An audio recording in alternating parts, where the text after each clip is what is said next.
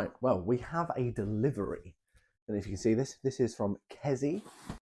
Kezie is an online butcher that I found. I believe I can source the majority of the meats for this meat marathon from there. There's a couple of other sources we're going to use as well.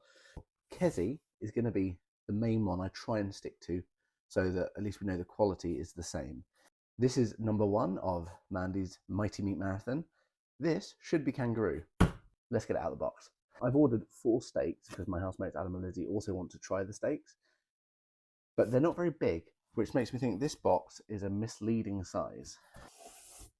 Careful with knives, kids. Oh, more packaging. More very cold. Oh, look, we've got these cool little ice packs. Okay, so we've got 2 of these 250-gram packs. There's 2 steaks in each. It's a very dark meat, isn't it? These have come in frozen. Okay then, well, I'll see you in 24 hours.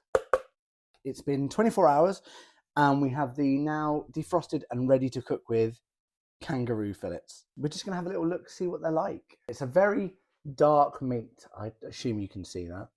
And it smells really nice. It's got a really strong smell to it. So the way I'm gonna do these is, I think, because I've got 2, I'm going to season one with salt and pepper and a tiny bit of oil. And the other one I'm going to try and leave completely not seasoned, but with just a little bit of oil so it can fry off nicely. We're going to attempt to cook most of these meats where possible to kind of like medium rare-ish. Obviously, I'm researching all the animals first to make sure it's safe to do that, but it is with Kangaroo. So first of all, we're going to just kind of dab these off a little bit. We're going to pepper them. We've got some nice Maldon salt, which we're just going to, nice generous amount. I'm just going to let that rub in a little bit. Clean off the hands. Once I've tasted the steaks, I'm going to basically rate them all. The way it's going to work with this Mighty Meat Marathon is I'm going to rate all of the meats on a scale. They're all set to the same scale with 5 criteria: taste, texture, versatility, value for money, and would I eat it again? And I'm going to score each one out of 10 points. So there's a potential of 50 points. So we'll basically get a really good scale for all of the meats and have a nice little leaderboard of them. So we're going to get a pan, we're going to get some oil heated up, and we're going to cook these off. Okay, so I'm going to be going for this cast iron pan because you can't go wrong with a cast iron pan, basically. A little bit of oil, just kind of heat up. Okay, so we're going to heat this up nice and hot. We're going to go searing hot. I have no idea what to expect from the kangaroos. I don't think I've ever had kangaroo before. I think I've tried crocodile before, and I've had ostrich before, which are both on this list later on anyway. But this is going to be an interesting one because it's just not something I'm familiar with. But I believe the cooking of it is very similar to a standard beef steak. You can cook it rare, blue, medium rare, all the way up to the forbidden well done, which we will not be doing here. A lot of these meats you can also get in meatballs, burgers, minces. And if we can't get the fillets, we will probably go for that. But we're going to try and keep it to the steaks and the fillets generally.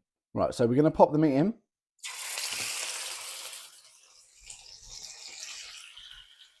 So we're going to give that like a minute or so, just kind of cook through one side, then we'll flip it. Then once that's done, we'll let it rest, then we'll slice it. Flip that now. Now they're done, we're going to give them a moment to rest while we have a little tidy round. We'll do my favourite bit. So, these have rested for about 5 to 10 minutes. They've got a nice soft feel to them. They've got a really nice crust on them. Okay, so this is the one with no seasoning.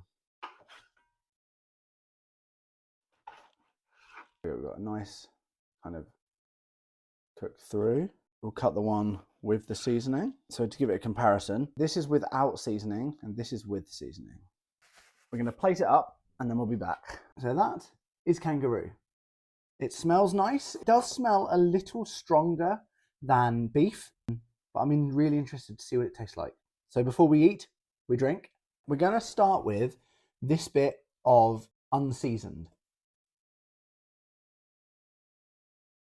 It's quite nice, unseasoned. There's not a lot of flavour to it, but it has got quite a specific strength to its flavour. Quite soft. Right, we're going to try the same kind of cut from the seasoned piece to see how much difference the salt and the pepper make to it. I can't say it's blown me away.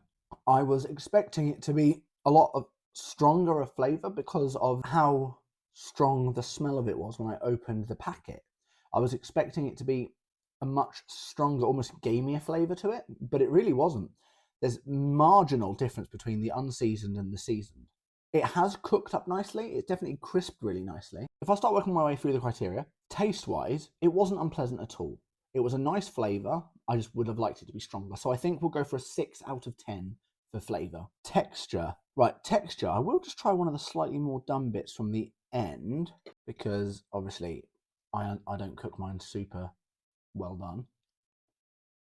The texture is a lot softer than like a beef steak and significantly softer than a pork steak. Not unpleasant. It is definitely a nice texture. I just would like it with a little bit more firmness to it. So I will give it a 5 out of 10. Middle of the rung, nothing wrong with it. On to the third criteria, the versatility. Now, as I said before, you can buy this in meatball form, mince form, probably burger form, but I've not seen it in burger form yet. This would be a nice meat to do in like a stew because it's quite a soft meat, and I think the flavour could do with enhancing from something else, some spices, some seasoning, and having it sit in a nice gravy or a jus for a while would really, really benefit this. So I think its versatility, I'm going to give an 8 because in a burger form with the right spices, this could be really nice. I'm not put off of eating it. Okay, number 4, value for money. So these work out at, I think it was about $7.95 per 250 gram pack. So that's 125 grams per steak. Now, I will say the unseasoned one has shrunk a lot more than the seasoned one, but that's not to do with the pricing. It's not bad value. Like steaks, generally, you'll pay anywhere 10, 15, 20 quid for a good quality raw steak. The flavour of these left me wanting more. The size isn't an issue for me, so I'm going to give it a 4 out of 10 because it could be a lot better. And then finally, would I eat it again? I think I would, but I would like to try in a different form, as I said, maybe a stew. So I'm going to give it a 7 out of 10. So that was Kangaroo, the first meat of the Mighty Meat Marathon. And it scored a 30 out of 50, which is well over halfway. So we visited Australia and it's got a 30 out of 50, which is not a bad score at all for our first meat. Now, for the next episode, we're going to be coming back a little bit more local and a little less exotic with chicken. How would you like to see me cook chicken? Drop a comment down below. Drop me a DM over on Instagram at Mr. Mandy Pants. And if you don't follow me and this is your first time seeing me, well, hello, welcome to the channel. Why not drop me a follow or a subscription, depending on what platform you're on? But that is the first episode of the Mighty Meat Marathon. Thank you for watching. I hope this has been interesting, maybe educational for you. It has for me, because this is going to be a really interesting way for Chef Mandy Pants to experiment with some meats that I wouldn't normally cook or eat. So I'm really looking forward to the rest of this list.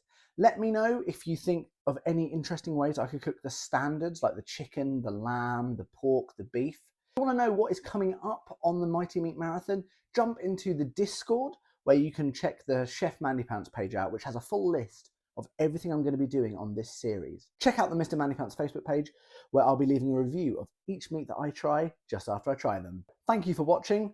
I'll see you soon. Don't forget to like, comment, and subscribe. And I'll see you next time for the next meat on the Mighty Meat Marathon.